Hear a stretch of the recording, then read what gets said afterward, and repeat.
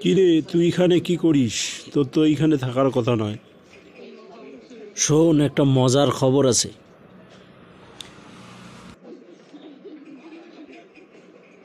কি সেই তোর মজার খবর? বান্ধবীর সাথে দেখা করতে যাব। বান্ধবীর বাসায় কেউ নেই। তা ওখানে গেলে কি হবে? তুই আসলে অনেক বোকা, কিচ্ছু বুঝিস না। বান্ধবীর বাসায় কেউ নেই, একটু চিন্তা কর। ও, তাহলে পুতু পুতু কাহিনী, হ্যাঁ? তাহলে শোন, এই যারা অবৈধভাবে মেয়েদের সাথে মেলামেশা করে, কিছু আছে ধর্ষক, তারপরে কিছু আছে জেনাখোর। মোট কথা, যারাই অবৈধভাবে মেয়েদের সাথে মেলামেশা করবে, বিবাহ বহির্ভূত, তাদের ব্যাপারে যে শাস্তির কথা বলা হয়েছে, এটা শুনলে হয়তো তুই আজকে এই কাজে নাও যেতে পারিস।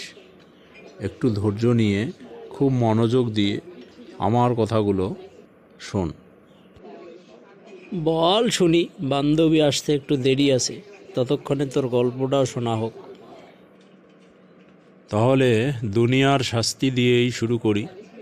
সূরা নূরে আল্লাহ তাআলা বলেছেন, কেউ শয়তানের ধোঁকায় পড়ে যদি ব্যভিচার করে ফেলে, তাহলে সে যদি অবিবাহিত হয় তাকে 100টি বেত্রাঘাত এবং 1 বছরের জন্য দেশান্তর করা।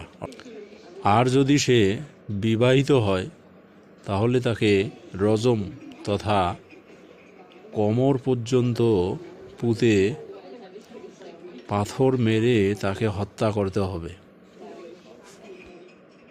তারপর তার পরবর্তী শাস্তিগুলো হচ্ছে, জাহান্নামী মানুষেরা সবচেয়ে যে গন্ধে বেশি কষ্ট পাবে সেটা হচ্ছে জেনাখোর, ধর্ষক। এদের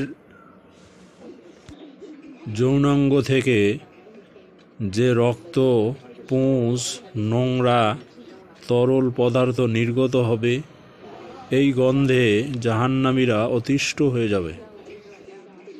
আরও একটা হাদিস বলছি শোন। নবী করিম সাল্লাল্লাহু আলাইহি ওয়াসাল্লাম বলেছেন যে, আমি ঘুমিয়েছিলাম, আমার পাশে দুজন লোক আসলো, তারা আমার বাহু ধরে নিয়ে যেতে লাগলো